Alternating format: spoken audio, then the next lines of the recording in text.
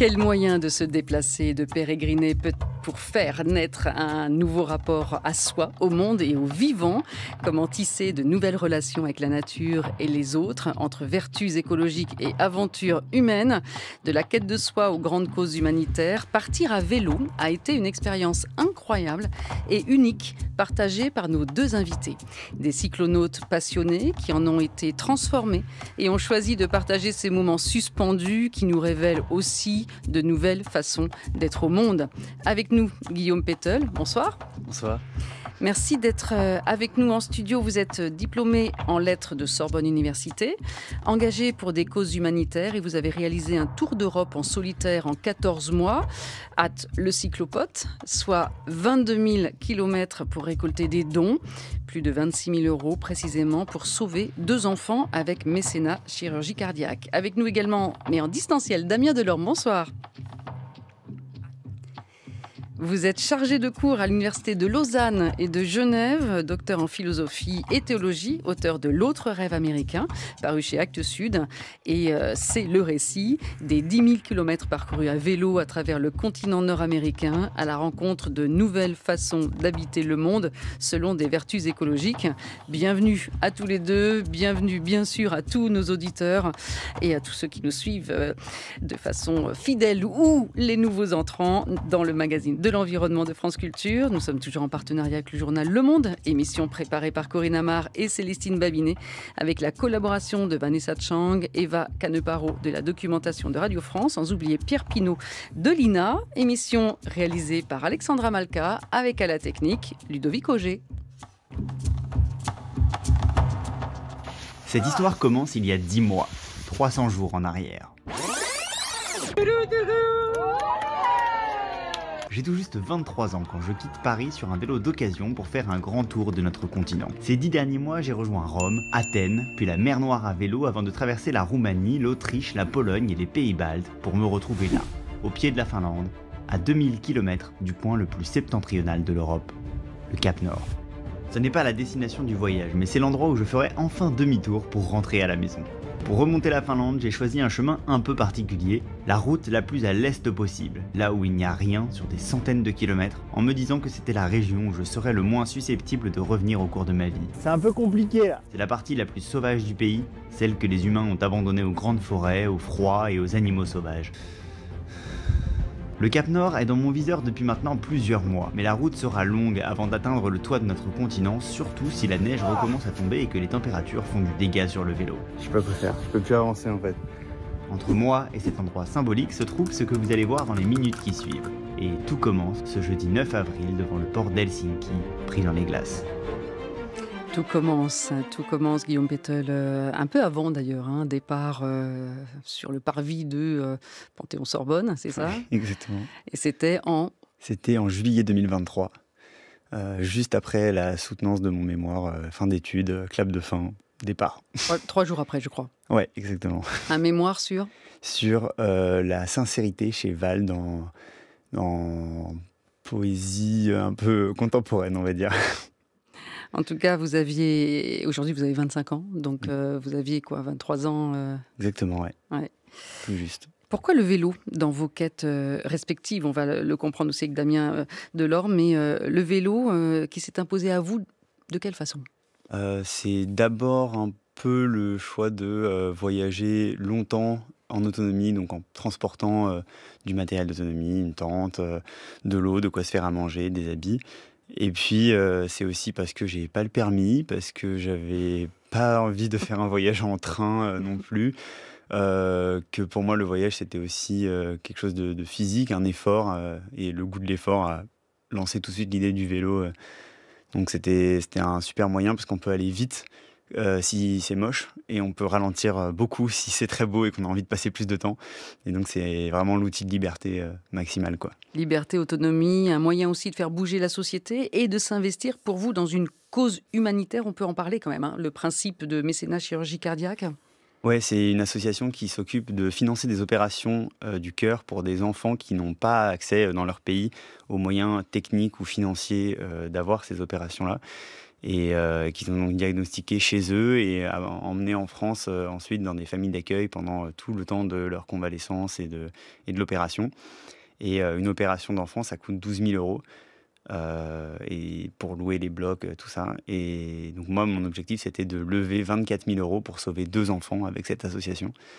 Et objectif qui était un carton, puisqu'on a fini à un peu plus de 26 000 euros, presque 27 000, donc c'était incroyable.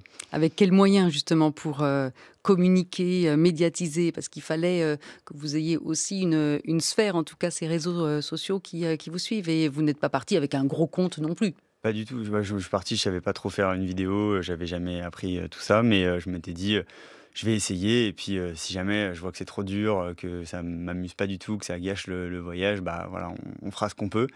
Et en fait, il y a eu pas mal d'engouement. Moi, ça me permettait aussi de donner des nouvelles à tout le monde, que j'allais bien et que voilà, la route continuait.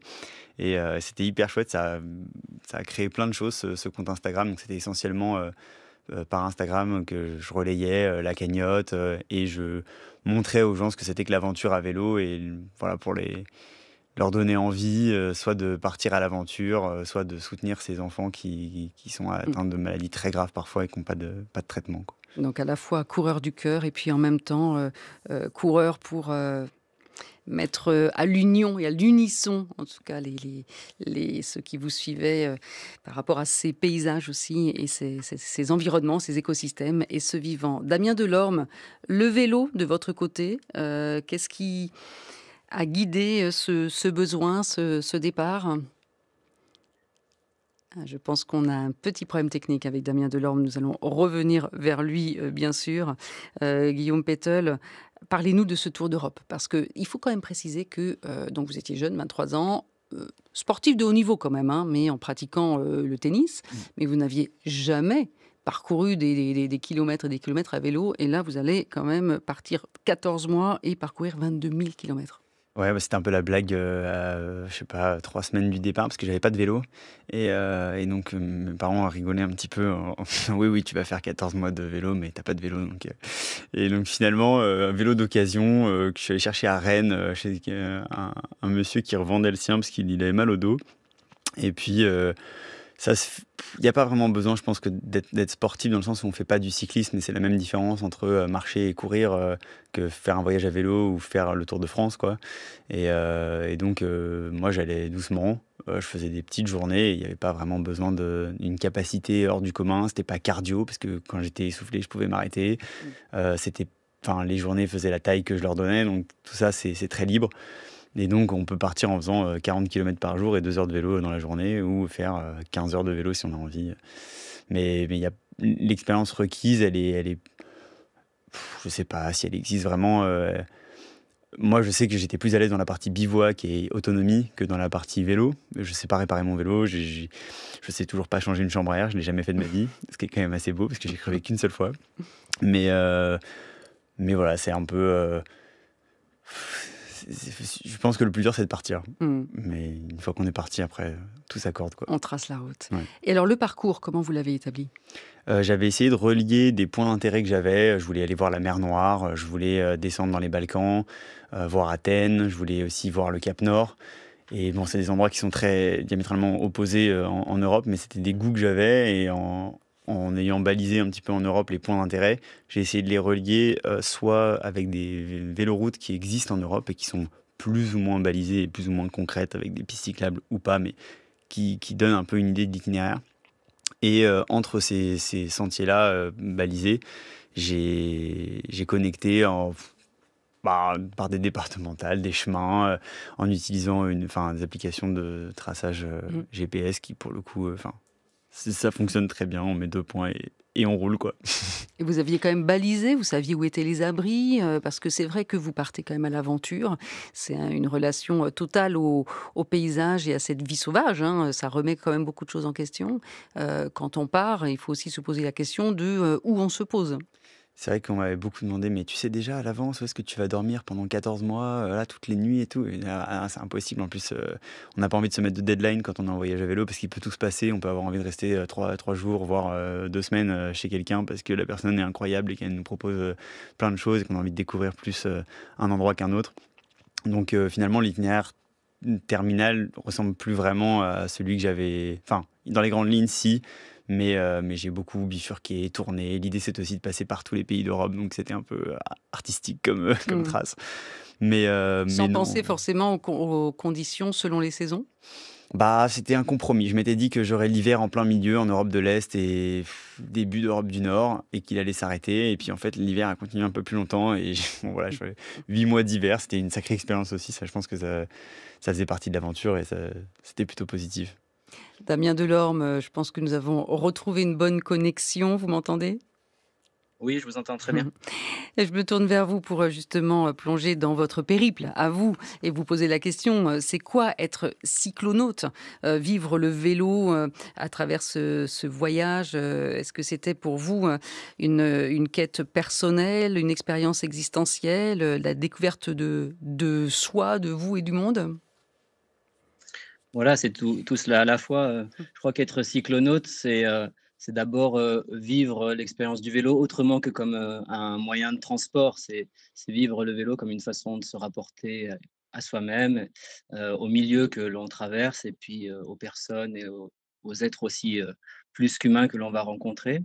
Et voilà, alors cyclonaute, c'est un concept que Mmh.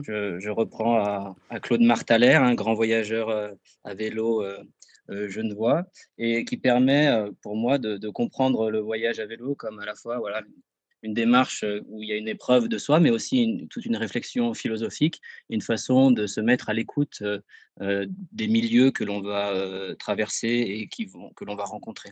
Ah oui. Alors pourquoi vous décidez de partir aux États-Unis? Voilà, alors bah, je suis à un moment de ma vie où j'ai envie de recommencer. Je suis enseignant en philosophie dans Mmh. le secondaire et j'ai envie de faire une thèse en philosophie. J'ai envie de travailler sur la philosophie de l'environnement et je m'aperçois que beaucoup de philosophes de l'environnement sont états-uniens. Donc, une première envie, c'est d'aller rencontrer ces gens-là. Et puis, vient se greffer là-dessus tout un imaginaire en fait, des grands espaces américains et aussi l'envie de découvrir, une contre-culture américaine dont j'avais eu, quelques aperçus à travers des amitiés et des amours quand j'étais, adolescent et aussi finalement l'idée à partir d'une perspective de philosophe de l'environnement, d'essayer d'explorer le contraste entre, voilà, le modèle hégémonique américain, capitaliste, impérialiste, pionnier et leader, on pourrait dire, du capitalisme thermofossile, donc aussi en un sens leader dans les destructions environnementales. Et puis, à la fois, au sein même de ce modèle, au sein même de ce pays, une contre-culture écologique qui, je pensais, était d'autant plus vigoureuse qu'elle devait s'affronter à un modèle très puissant. Et là, vous avez été servi. Alors, vous aviez tracé une ligne verte entre 30 écotopies, c'est cela? Et donc, vous partez en quête du soi écologique entre janvier et août 2016. C'est quoi ces écotopies? Sont des lieux où émergent des alternatives écologiques et qui fonctionnent, en fait? Tout à fait. Alors, le concept ou le terme d'écotopie, je l'ai découvert en préparant le voyage à travers une fiction littéraire qui est celle de Ernest Callenbach, Ecotopia, Ecotopia, qui est une façon, magnifique. Roman tout à fait, magnifique.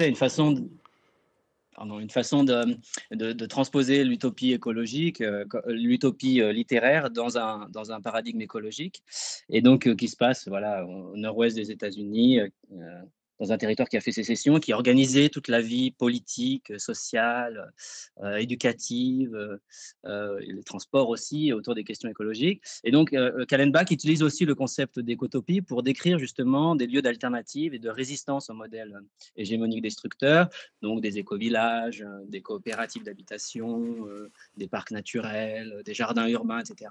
Et je me suis dit que c'était un concept qui permettrait d'unifier les différentes rencontres et les différents lieux que j'avais envie de rencontrer au cours de mon voyage et aussi dont j'avais envie de témoigner à travers voilà, un projet pédagogique et puis un blog qui accompagnait en fait mon parcours. Et oui, volet pédagogique, puisque vous avez pu faire travailler aussi des classes hein, de lycée. Alors, vous expliquez dans votre livre que vous emmenez 3 questions philosophiques. Je vous lis, dans mes bagages, j'emporte 3 questions philosophiques principales. Quelles sont les causes des crises écologiques? Comment, face à ces crises, de nouvelles relations avec la nature sont-elles en train de s'inventer et de se mettre en œuvre? Que faire individuellement et collectivement? Dites-nous, puisque nous en étions là aussi avec Guillaume Pétel, qu'est-ce que vous avez mis dans vos bagages? En dehors des 3 questions philosophiques. Alors, ben, j'avais, en effet le nécessaire pour la subsistance, hein, donc une forme d'autonomie avec, de quoi se vêtir, s'abriter, se nourrir et puis j'avais quelques livres et une petite trompette aussi qui m'accompagne. Je suis musicien et qui a permis, à la fois d'habiter certains lieux musicalement et aussi de faire certaines rencontres autour de la musique dans mon périple. Voilà, c'était en un sens, une façon de se rapprocher du peut-être pas du strict nécessaire, mais d'une interrogation sur, ce dont on a besoin finalement pour traverser l'existence, ce dont on a besoin pour subsister, avec aussi la réalisation que je m'étais chargé de beaucoup de choses qui étaient, en réalité, des choses qui révélaient certaines peurs liées au chaud ou au froid aux rencontres que j'allais avoir. Et à mesure que le voyage avançait, que ces peurs parfois se diminuaient ou s'allégeaient, bah voilà, je me délestais aussi de certaines choses. Et, en tout cas, je crois que c'est une des choses du voyage à vélo, de redonner le sens de ce que peut être un sens concret, parce que physiquement vécu, de ce que peut être un poids que l'on porte avec soi, un poids que l'on porte sur la terre pour sa subsistance, et avec l'idée que une des peut-être une des choses importantes d'un point de vue de l'écologie, c'est de comprendre comment alléger ce poids et Mmh. comment dans cet allègement, il y a une forme d'intensification aussi de l'existence et des choses qui sont importantes pour voilà, pour la subsistance et aussi pour le sens que nos vies ont. Guillaume Pétel, ça résonne, hein, complètement avec ce que vous avez vécu. Ouais, moi, ça me fait penser à j'avais croisé un Allemand au Cap Nord qui, lui, voyageait dans un grand camping-car dans lequel il m'avait gentiment hébergé. J'avais dormi dans le couloir de son camping-car, donc s'il y avait un couloir, c'est qu'il était grand. Et il m'avait dit, en regardant mon vélo, tu sais, on voyage avec le poids de nos peurs et moi, j'ai très peur. Donc, c'était un petit peu ça, ouais. Vous aviez emmené, Guillaume, des livres dans vos bagages? J'ai essayé. Alors, j'étais pas parti avec des livres, mais on m'en a offert pour Noël. C'était une belle tentative parce que, je les ai emportés en me disant: «Bah, c'est parfait, les nuits sont très longues, je vais passer du temps à lire». Et la vérité, c'est qu'ils étaient dans un état assez terrible dans le fond des sacoches avec l'humidité, pliés en 8. Alors c'est des beaux souvenirs, mais j'en ai lu que quelques pages malheureusement, j'étais épuisé, le soir, donc c'était un peu compliqué, ouais. À rattraper alors. Damien Delorme, c'est une préparation, de soi, hein, un voyage à l'intérieur de vous-même, dans ces conditions-là. Vous deviez penser aussi, à l'écologie profonde de Harness, notamment et bien d'autres, hein, qui nous renseignent sur, ces façons d'habiter la terre et de vivre avec le vivant. Une préparation physique et mentale, on imagine, qui laisse la place au hasard aussi quand même ou pas? Tout à fait. Alors, plutôt qu'au hasard, je dirais une forme d'improvisation. Moi, j'ai eu la chance, disons, de faire beaucoup de vélo quand j'étais jeune adolescent, donc il y avait un fond, disons, métabolique ou physiologique qui faisait que je savais, comment mon corps allait plus ou moins réagir, à l'effort d'endurance et à des comme ça, à des périples long cours. Et ensuite je n'ai pas fait de préparation spécifique, dans la mesure où voilà, c'était en un sens, c'est ce mode de vie depuis, moi j'avais une trentaine d'années quand j'ai fait le parcours, mais ce mode de vie depuis une trentaine d'années qui avait contribué à me construire comme, avec des qualités ou des compétences qui me permettaient d'être relativement confiant vis-à-vis de ce type de d'effort. Mmh. L'improvisation, elle venait surtout dans la façon de tracer le parcours, puisque j'avais en réalité, quelques points de chute, quelques points de rencontre, mais assez peu de choses très fixes avant mon départ. Et et donc c'était, au jour le jour, en fonction des rencontres, en fonction des recommandations, en fonction, aussi de l'état, affectif, mental et physique, qui était le mien, que les choses s'improvisaient. Mmh. Et et aussi, je dirais qu'une des choses importantes, disons, de la préparation, c'est de comprendre que, dans le fond, elle va être déconstruite ou défaite par le voyage. Dans l'une des spécialités, des forces, c'est précisément voilà, d'aller contre nos attentes et et de nous proposer des surprises et des rencontres là où on ne les attend pas.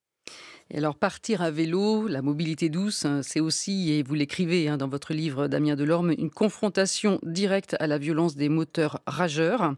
Surtout aux États-Unis, on l'imagine, où une pétroculture règne, comme vous le dites, et où la nature est surtout colonisée par les humains, avec très présente une dynamique de croissance du capitalisme fossile et de l'extractivisme.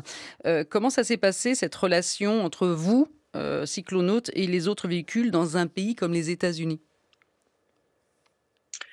Voilà, alors, bah, c'est d'abord une expérience, de violence, c'est-à-dire que, heu heu, une expérience de violence et d'exclusion. C'est-à-dire que l'expérience première, c'est qu'on n'est pas à sa place, dans l'espace, routier, qu'à la rigueur, notre présence est tolérée dans certaines marges, dans les bas-côtés, mais que, en réalité, l'espace est fait, pensé et normalisé pour les moteurs, les voitures, les grands camping-cars, les camions, et cetera. Et donc, cette expérience, d'expulsion du centre, d'exclusion du centre, cette expérience de la marginalité, elle est aussi une expérience de la confrontation avec, sa propre mortalité. D'abord parce que sur les bords des routes, il y a de nombreux cadavres. Alors, quelques cadavres d'humains avec des petites croix ou avec des vélos blancs, qui marquent, des symboliquement, en fait, les lieux où des cyclistes sont morts, mais aussi surtout beaucoup de cadavres d'animaux, et en fait, en parcourant ces bas-côtés et en se sentant, finalement menacé assez régulièrement par soit la proximité, la vitesse, le rugissement et la puissance des voitures, ben, on se sent finalement plus proche de ces êtres, morts ou très, très vulnérables sur les bas-côtés que de nos congénères, humains, Mmh. motorisés. Guillaume Bettel, une différence en Europe ressentie? Parce qu'aux États-Unis, on voit bien, les images quand même de ces autoroutes et c'est impressionnant. Bah, moi, c'est vrai qu'à chaque fois que j'arrivais quelque part, on me disait, «Tu verras, le pays d'après, ils conduisent comme des malades» et je passais dans le pays d'après, je trouvais pas trop et puis ils me disaient: «Le pays, là où tu vas, ils conduisent comme des malades» et donc on m'avait par exemple vendu que l'arrivée dans Athènes était une catastrophe et qu'il fallait prendre un bus et je me suis même pas rendu compte que j'arrivais dans le centre d'Athènes. Alors peut-être que d'être parisien, c'est là qu'il y a un avantage, on sent plus qu'il y a les voitures qui nous frôlent. Donc globalement, j'étais pas Mmh. très angoissé Mais mais la non. cohabitation avec les véhicules, vous l'avez perçue, ressentie comment? Pas vraiment. Après moi, j'ai pris beaucoup de petits chemins qui Oui. peut-être existent un peu moins aux États-Unis. Je sais pas du tout, je suis jamais allé là-bas, mais j'évitais un petit peu, autant que faire se peut, passer dans les petits coins, les petites montagnes, les villages, là où je pourrais pas retourner en gros et donc les endroits les moins accessibles du continent, Mmh. plutôt, ouais. Alors c'est aussi la confrontation, Damien Delorme, pour vous aux États-Unis avec, des ravages, et avec, aussi les effets de l'anthropocène. Je vous propose, d'écouter ce reportage diffusé dans le 19-20, sur France 3 le 8 septembre 2020. Un ciel inquiétant, orange, couleur de flamme, voile l'horizon de ces automobilistes sur l'autoroute. C'est flippant ici. Des flammes gigantesques avalent peu à peu les forêts de Californie. Cette année, au moins 8000 km² sont partis en fumée, du jamais vu depuis 33 ans. Plusieurs localités ont reçu l'ordre d'évacuer, mais des dizaines de personnes venues camper pour le week-end se sont retrouvées piégées. Elles sont la priorité des quelques 14 000 pompiers mobilisés. Le terrain est escarpé, difficile, en pente raide, avec des canyons. On ne peut pas envoyer des hommes sur place sans avoir fait des repérages aériens. Ces incendies, intensifiés par une vague de chaleur exceptionnelle, sont, selon les pompiers, majoritairement d'origine humaine. Celui-ci, par exemple, a été provoqué par un feu d'artifice lors d'une fête. Heureusement, ces randonneurs ont pu être évacués par l'armée. Soulagés d'être en vie, ils retrouvent leurs proches. France Culture, de cause à effet, le magazine de l'environnement. Aurélie Luneau. Damien Delorme, vous êtes retrouvé face à l'anthropocène? Oui, alors, ben, l'anthropocène, qu'est-ce que c'est? L'anthropocène, c'est la façon dont les collectifs humains, marquent les milieux de vie et la nature de façon, principale, massive, inévitable. Et donc, bah, l'anthropocène, je l'ai rencontré, sans cesse en réalité, dans la façon bon, dès le début, en fait, en Floride, dans la façon dont le territoire a été, colonisé, artificialisé, pour qu'ils ont exploitées pour l'agriculture intensive, peuplées d'êtres hybrides liés à des formes qualifiées d'espèces invasives, mais liées à des formes de transfert d'animaux comme ça, notamment les pitons birmans. Donc ça, c'est les premières confrontations avec l'anthropocène, c'est l'artificialisation, la transformation de la nature et l'hybridation quasi, en fait, à très nombreux endroits du territoire. Le deuxième confrontation assez violente, ça a été avec tout ce qui relève justement de l'industrie pétrochimique, hein, les plateformes, les raffineries, dont en fait l'impact sur les milieux sont directement sensibles quand on les fréquente ou quand on les croise à vélo, puisque l'air est irrespirable, l'eau est polluée, donc imbuvable, etc. Disons, une des rencontres les plus violentes pour moi, ça a été la rencontre avec l'agriculture intensive et notamment avec l'élevage intensif au Texas, où voilà, sur des kilomètres, des milliers et des milliers de vaches qualifiées de têtes de bétail, étaient là pour être engraissées, tuées, pour produire de la nourriture bon marché et qui en fait contaminait l'ensemble du milieu et l'odeur était pestilentielle.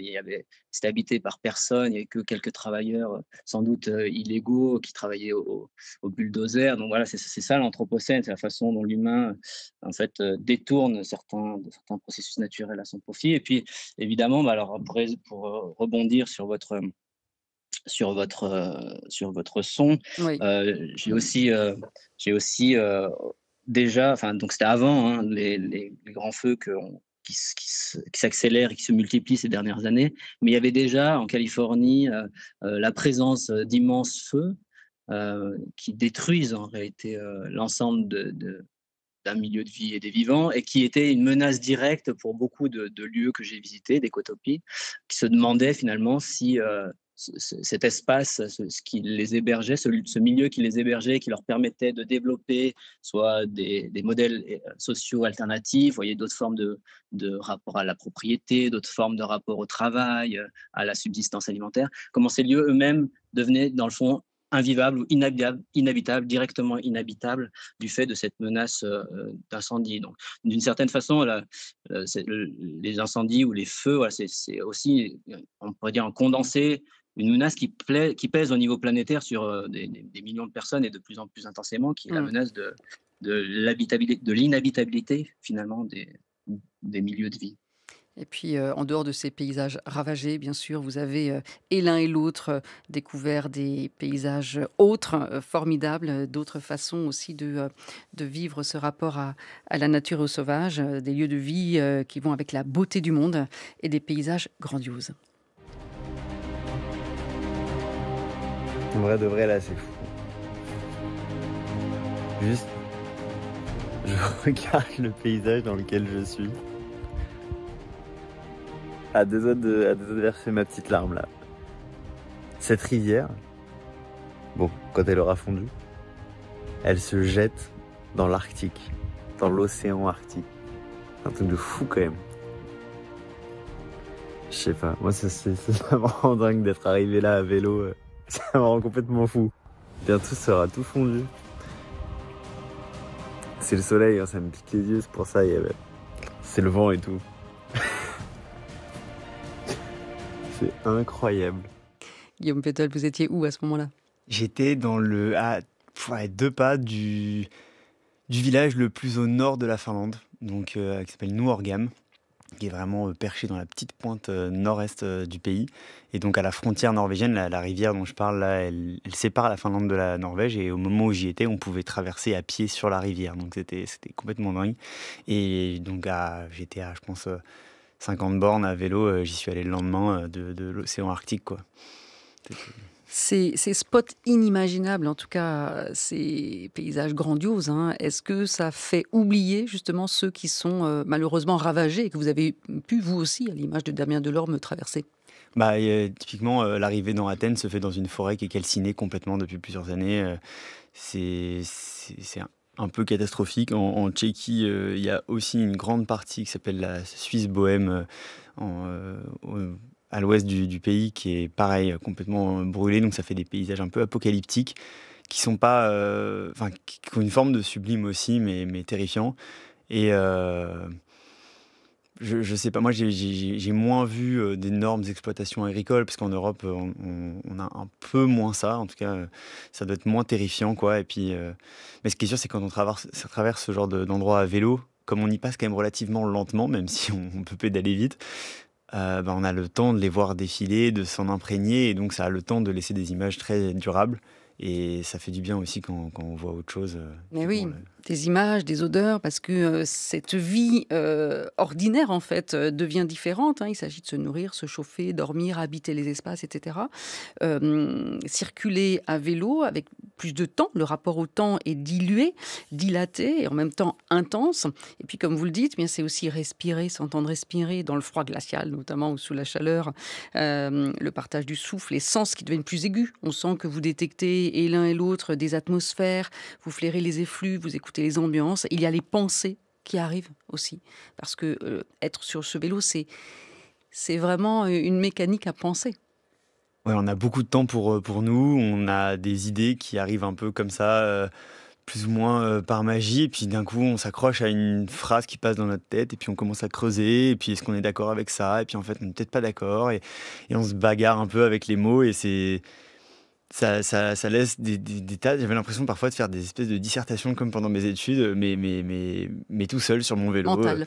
Ouais, même à Vous haute voix. vous n'écriviez pas, en fait. J'écrivais des choses pour me souvenir des journées. J'écrivais dans un petit carnet chaque jour, mais vraiment quelques mots pour en fait me forcer à le tenir pendant 422 jours. Mais par contre, non, les grandes. Je pense qu'il est resté de ces grandes dissertations solitaires.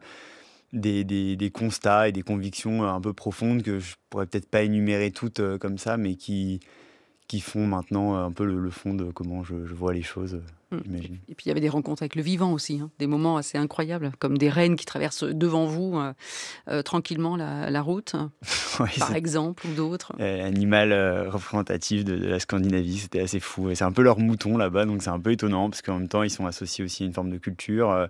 À Nouorgam, justement, dans le village dont je parlais tout à l'heure, il y a 3 jeunes qui m'ont laissé 500 grammes de rennes séchées qu'ils avaient piqué à un éleveur. Et je savais pas trop quoi en faire, si j'allais le manger ou pas. Finalement, dans le tunnel du Cap Nord, j'étais assis par terre, il faisait froid. Je me suis dit, j'ai pas à manger. Je me suis dit, je vais taper dans ce truc de renne. Mais bon, ça fait bizarre de voir ce genre d'animaux-là aussi banalisés là-bas. Mais c'est pour un voyageur à vélo, c'est d'autant plus impressionnant que pour un voyageur en voiture. Ou je parle même pas de l'avion, puisqu'on ne voit pas tout ça. Mais, euh, mais on passe vraiment juste à côté. Ils nous frôlent. Ils ont peur et en même temps, ils savent qui on est, donc c'est assez rigolo. Damien Delorme, une machine à penser, hein, comme je disais, et le mot machine n'est peut-être pas le bon, mais en tout cas, c'est vraiment cette façon de se recentrer aussi, de gérer le temps autrement, et puis d'aller à la rencontre de villages autogérés, d'universités novatrices, des écotopies que vous avez pu découvrir. Qu'est-ce que vous pouvez nous en dire rapidement? Oui, alors bah, simplement pour rebondir un petit peu sur la question de la beauté, moi je crois que le voyage à vélo, parce qu'il met en jeu le corps, nous rend très sensibles, et donc il nous rend à la fois très sensibles au ravage et puis en même temps très sensibles à la beauté, avec une intensité qui parfois dépasse la sensibilité qu'on peut avoir d'ordinaire. Et ça permet dans le fond d'équilibrer, on pourrait dire, le rapport qu'on a au milieu qu'on traverse, avec cette idée que l'intensification des émotions est aussi liée à l'intensification de l'impression, enfin de la vie que l'on mène, ou du sens que l'on donne à son existence à ce moment-là. Mm. Et donc, dans la pensée, je pense aussi que la pensée qui vient à vélo, c'est une pensée qui est foncièrement incarnée. C'est aussi pour ça qu'elle nous surprend parfois. C'est que c'est le corps qui parle, c'est le corps qui fait que les pensées nous traversent. Et en effet, il y a du coup, pour moi, quelque chose de très créatif et très, très complémentaire avec l'écriture dans le voyage à vélo. Alors, dans les écotopies, mais, disons, il y a différents modèles, mais qui, je pense, toutes et tous ont pour point commun de mettre la préoccupation écologique, ou les enjeux écologiques, ou l'idée que l'écologie fait partie de notre existence, au cœur de leur projet.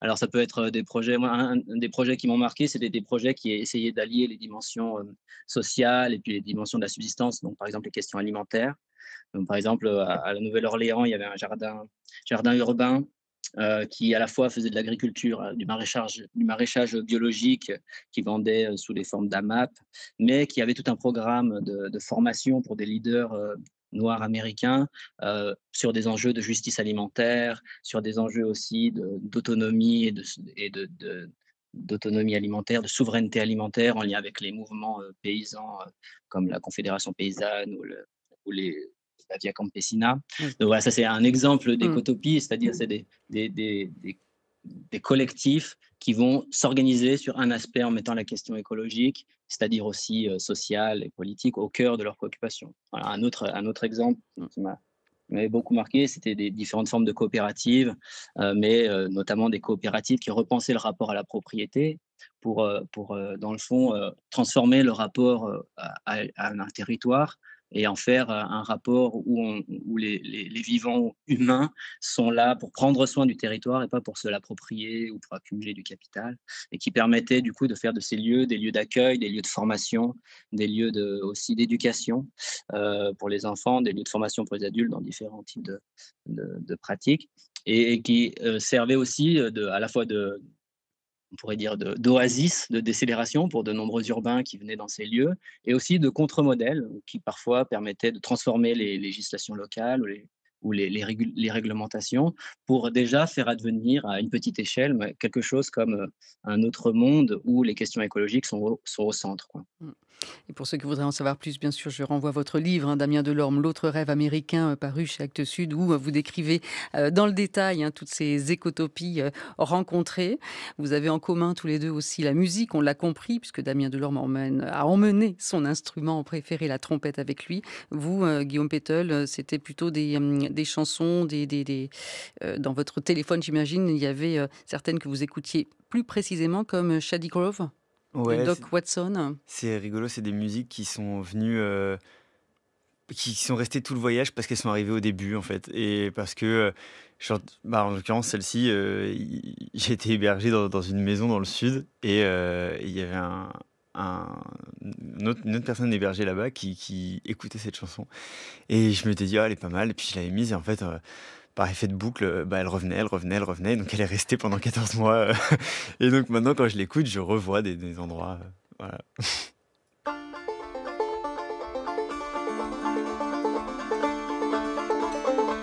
France Culture, de cause à effet, le magazine de l'environnement. Aurélie Luneau.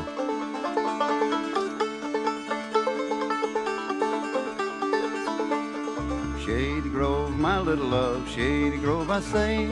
Shady Grove, my little love, I'm bound to go away. Cheeks as red as a bloomin' rose and eyes are the prettiest brown.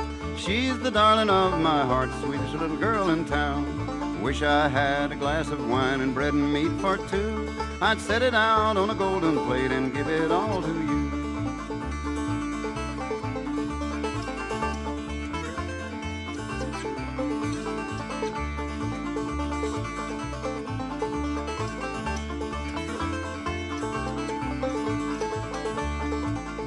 I went to see little Shady Grove, she was standing in the door.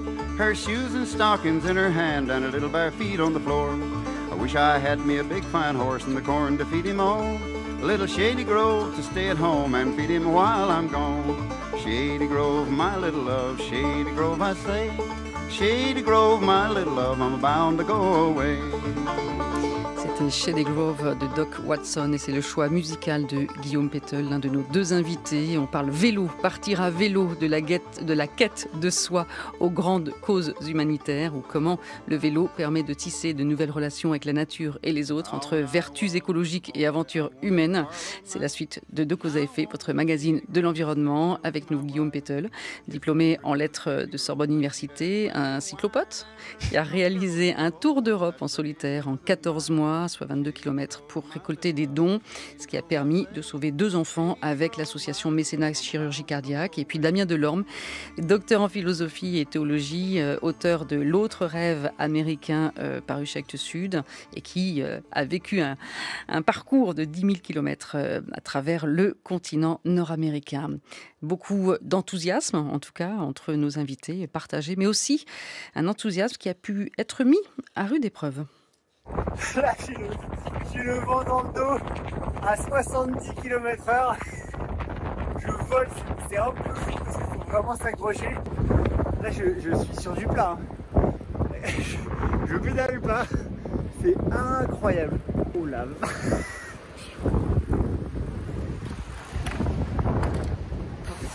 Le vent aujourd'hui, c'est le plus fort que j'ai jamais eu depuis le début du voyage. Je me projette. C'est monstrueux. Vous pensiez vraiment que là-haut, les conditions seraient confortables? On est début mai, je vous rappelle. Là, j'ai pris un premier tunnel et quand je suis sorti, la tempête dehors là, le vent il est passé de 70 à 100 km/h. Et ça va être comme ça toute la nuit, donc ça va être très très très violent. J'espère que là, je me suis trouvé un petit abri. J'espère que je vais pouvoir dormir tranquillement ici. Je pense que je vais mettre juste le matelas là ou là, le plus à l'abri possible. Ça souffle et puis en plus il pleut. Un peu terrible les conditions. Au bout du monde, faudra aller le chercher. Nouvel extrait de votre film, des vidéos qu'on peut retrouver d'ailleurs, on peut le mentionner sur YouTube. Hein, Oui, exactement. Ouais. En tapant votre nom, j'imagine. Le cyclopote. Le cyclopote. Et donc vous allez pouvoir vivre ces aventures avec Guillaume Pétel. Alors le vent dans le dos, c'est plutôt bien, c'est bénéfique, hein, on va plus vite. Mais alors le vent de face, c'est une autre aventure. Et puis la pluie, la neige, le froid jusqu'à moins 10 degrés, pédaler dans la neige, s'y enfoncer jusqu'à 1 mètre, etc., etc. Qu'est-ce qui a été le plus dur ? Je sais pas. Le moment le plus dur du voyage, c'est incontestablement le début juillet, quand je pars, les 2 premières heures, parce que c'est le moment où il y a tout à faire et où en fait ça fait 1 semaine et demie que j'ai plus envie de partir parce que je sens que ça arrive et je sens aussi que je laisse mes frères et sœurs, ma famille, mes amis, et je me dis wow, là je pars pour un bon bout de chemin où je vais pas les voir. Donc c'est plutôt ça le difficile. C'est sûr, le vent de 70 km/h, surtout en Norvège où il tourne beaucoup et où les fjords nous forcent à l'avoir un coup dans le dos, un coup de face. Bon, là c'est un peu rude, mais au pire on a froid, au pire on marche à côté du vélo, au pire on s'arrête et on essaie de se mettre contre un caillou et ça va passer. Et c'est pas des problèmes très graves. C'est ce qui fait aussi la beauté du voyage à vélo, je trouve, c'est que c'est très simple. C'est pas forcément facile, mais c'est extrêmement simple. Et ça, c'est top. Et vous gardez l'humour systématique. Vous avez eu des moments quand même de blues ou de... Bah vraiment, ce départ qui était une catastrophe dans ma tête. Et après, non. Et après, non. Après, on se remet des objectifs, on a envie d'aller voir des choses, on est curieux en fait. Et donc, on s'émerveille. Ouais, c'est ça passe tout seul. Même dans la solitude.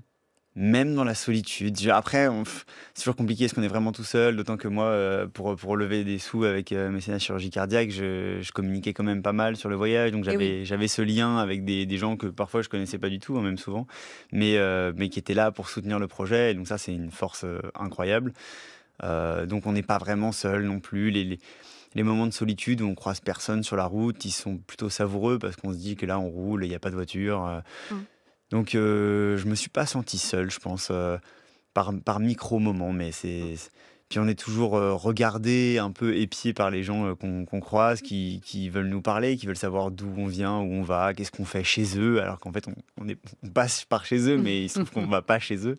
Mais eux, ils ont toujours l'impression qu'on est venu ici, et donc on ne fait pas vraiment couleur locale, quoi. Ouais, c'est ça. En plus, on m'a beaucoup confondu avec des Ukrainiens ou des Russes, donc manifestement j'avais une tête de déserteur, mais mais bon. Bon, mais en tout cas, il faut aussi préciser pour nos auditeurs que vous deviez vous filmer, donc vous aviez de quoi vous filmer avec votre téléphone, mais aussi vous deviez gérer un drone depuis le vélo. Enfin bon, c'est vraiment techniquement, c'était aussi une performance, et pour recharger tout cela, une batterie quand même externe, mais ce sont d'autres paramètres à gérer. C'est ce dont j'étais pas sûr quand je suis parti. Je m'étais dit: «Ça se trouve, je ramènerai pas, des images de ce voyage ou pas autant parce que, ça m'embêtera de devoir gérer cette logistique». En fait, c'est vrai que ça fait des souvenirs assez incroyables. C'est quand même quelque chose que je vais pas refaire tous les jours dans ma vie et dont j'ai envie d'avoir des souvenirs et ces images-là, bah, la logistique, on s'y fait, une batterie externe, un petit panneau solaire et puis, dès qu'on peut s'arrêter dans une station-service, demander, est-ce qu'on peut faire charger un petit peu les batteries et Beaucoup ça de roule. solidarité rencontrée. Énormément, vraiment quasiment, enfin, non, systématiquement, c'est incroyable. Damien Delorme, la notion d'accueil est plus facile quand on est face à un cyclonaute nomade, hein, c'est ce que vous avez expérimenté. Et parlez-nous aussi peut-être de cette idée de solitude. On vous a posé la question, mais que fais-tu de tout ce silence? Oui, bah, pour rebondir sur ce que disait Guillaume, c'est vrai que quand on voyage, en un sens seul, on n'est jamais vraiment seul, quoi. Déjà, il y a beaucoup de pensées, parfois d'agitation, mentale, des objectifs, des choses à gérer et puis il y a beaucoup de rencontres aussi, parce que le voyage à vélo, c'est une façon de se présenter en vulnérabilité, je dirais, donc d'une façon où on n'est pas là pour, imposer une présence, on n'est pas vraiment assuré, on est parfois perçu comme fragile et donc ça suscite finalement chez des gens qui nous rencontrent, de la bienveillance, de la générosité, heu et ça permet, dans le fond de rencontrer, aussi des personnes qui parfois sont disons soit de milieux sociaux, soit de coloration politique, que qui sont pas forcément les nôtres, et de les rencontrer, sur ce niveau, on pourrait dire un peu plus fondamental de ce qui peut être partagé quand, des questions un peu essentielles comme la subsistance sont en jeu donc voilà, la solitude, en un sens, c'est une chance, quoi. C'est une chance à la fois pour se retrouver soi-même, pour, faire l'expérience de l'altération que produit en nous, le voyage, cette sensibilisation, aux relations écologiques et puis c'est aussi, la condition d'une rencontre, à des niveaux d'authenticité ou d'intensité qui sont parfois un peu extraordinaires. Moi, quelque chose qui m'a marqué dans le voyage, c'est que souvent les personnes que je rencontrais, me racontaient des choses très intimes, faisaient un peu un point sur leur vie en se demandant, voilà, qu'est-ce qui importait pour elles dans le temps qui leur était imparti. Donc ça, je pense que c'est lié à ce que la solitude permet comme rencontre. Ah oui, d'ailleurs, j'ai envie de lire un extrait de votre livre. Vous écrivez: «Mon sentiment est que le nomadisme, pardon, cyclonautique et ses valeurs, légèreté, autonomie dans le mouvement, passage et usage sans appropriation, permettent à la fois une simplification matérielle, une intensification de l'existence et une forme d'élévation spirituelle». Alors, dans ce silence qui n'en est pas un, vous parlez même de silence bruyant, qu'est-ce qui a été le plus dur pour vous à gérer peut-être quand même? Alors, bah, il y a des disons, il y avait des phases de transition qui étaient difficiles et je pense que c'était les phases où il y avait, la suite de rencontres très, très intenses. Donc par exemple à Denton, à l'université North Texas, qui est un peu un bastion universitaire, autour des questions de philosophie environnementale, où il y avait des grandes figures comme Bert Callicott. Hem, heu, donc on est là pendant une dizaine de jours, c'est très intense, c'est effervescent. Puis d'un coup, il y a à nouveau la solitude, la confrontation aux voitures, au mauvais temps, voilà, à la solitude, pour le coup. Et là, il y avait des moments où justement les transitions étaient confrontantes, on dirait. Et puis après, moi, ce qui m'a étonné, c'était, la façon dont j'ai réagi au désert. Donc, bon, j'ai grandi plutôt dans des milieux, enfin, en Savoie, donc plutôt habitué à la montagne, au froid. Donc, disons la confrontation avec la neige dans les Rocheuses, avec la pluie, le froid, c'est pas quelque chose qui m'a vraiment, disons, déstabilisé, outre mesure. C'était dur, mais c'était pas forcément, invivable. Alors que la confrontation au désert, donc, dans l'Utah, dans le Nevada, au début de la Californie, là, c'est quelque chose qui m'a confronté à des formes de projection, de peur, de limite. Et donc c'est ça qui pour moi était le plus difficile, quoi. La confrontation à un milieu, qui ne m'était pas familier et où je comprenais que je n'avais pas les codes et les compétences peut-être pour fonctionner aussi bien que dans d'autres milieux. Mmh. Et qu'est-ce que ce voyage a changé en vous, Damien Delorme?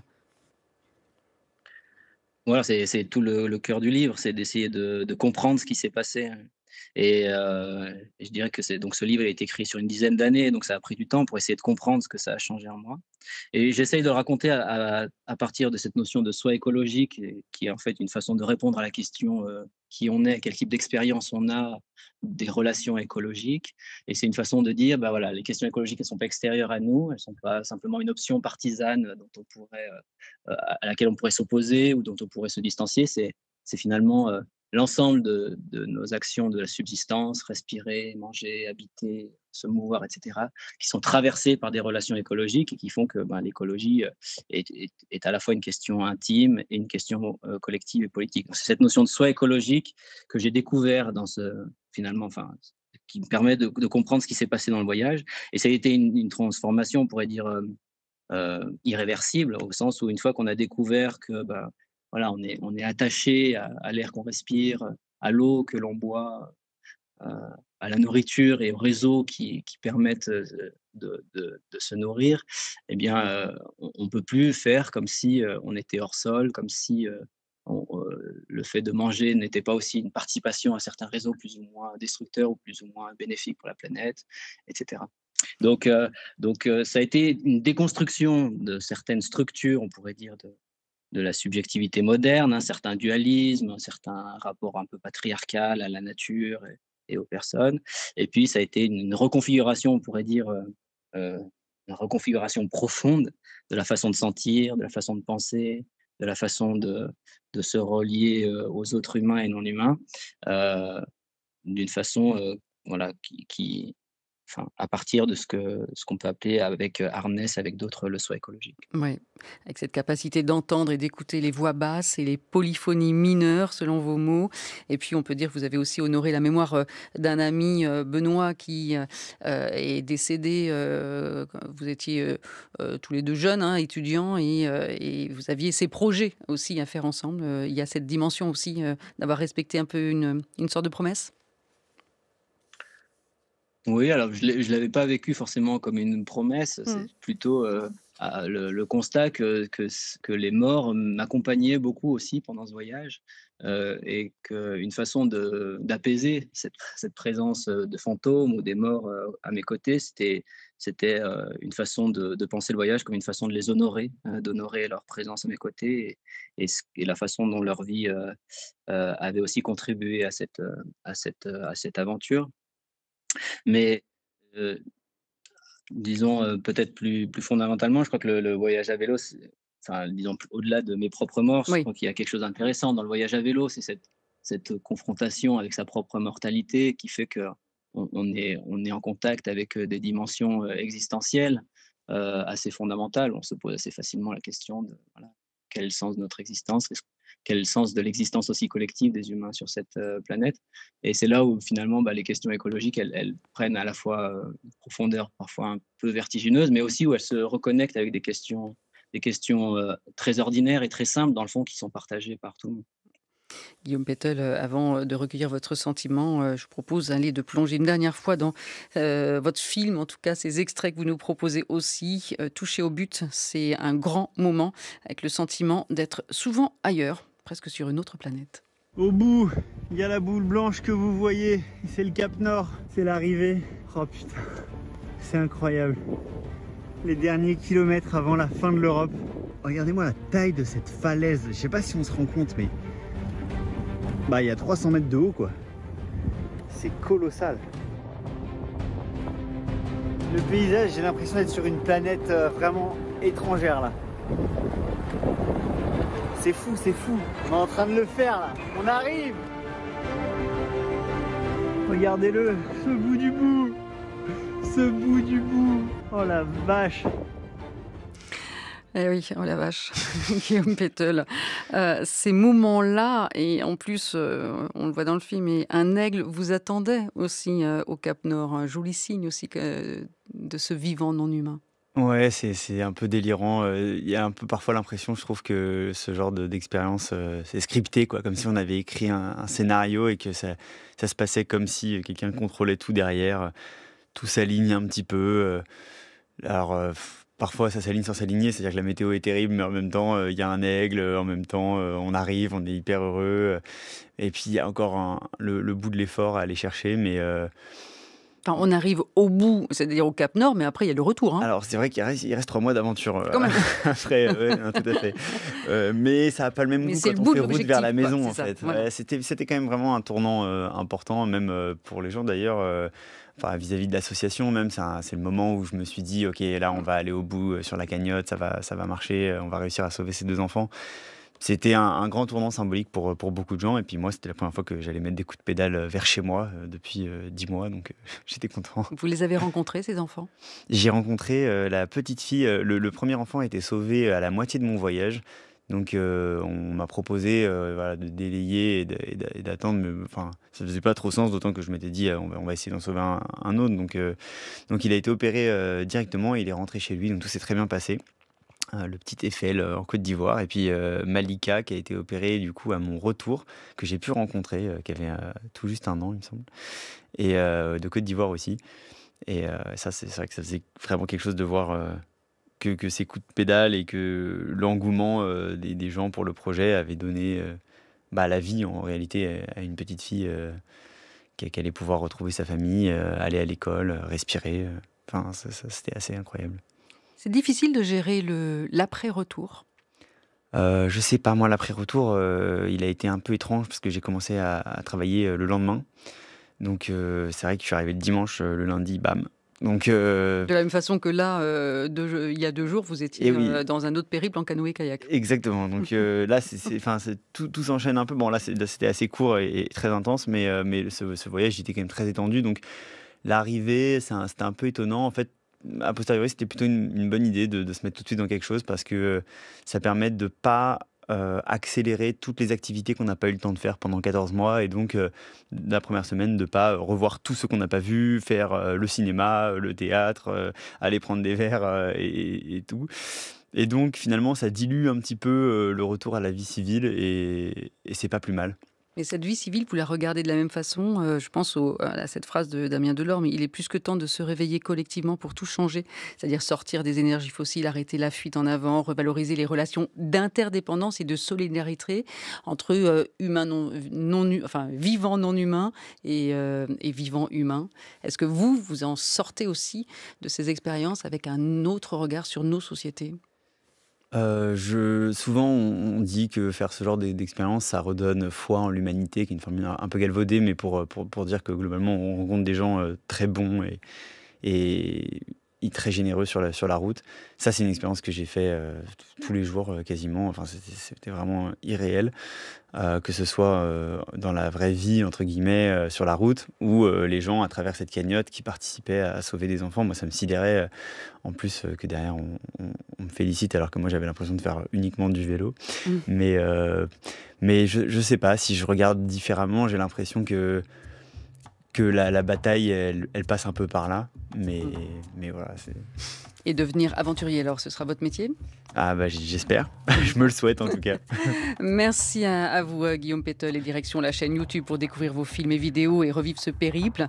Damien Delorme a conseillé votre livre « L'autre rêve américain, un voyage à vélo vers le soi écologique », édité chez Actes Sud. Un petit salut à une journaliste de la Maison Ronde aussi, Marie Maheu de France Info, une fervente cyclonaute. Et puis merci à tous ceux et celles qui m'épaulent et à vous tous qui nous suivez, bien sûr. Livres, informations, infos concernant cette émission sont à retrouver sur notre site franceculture.fr, rubrique de Cause à effet.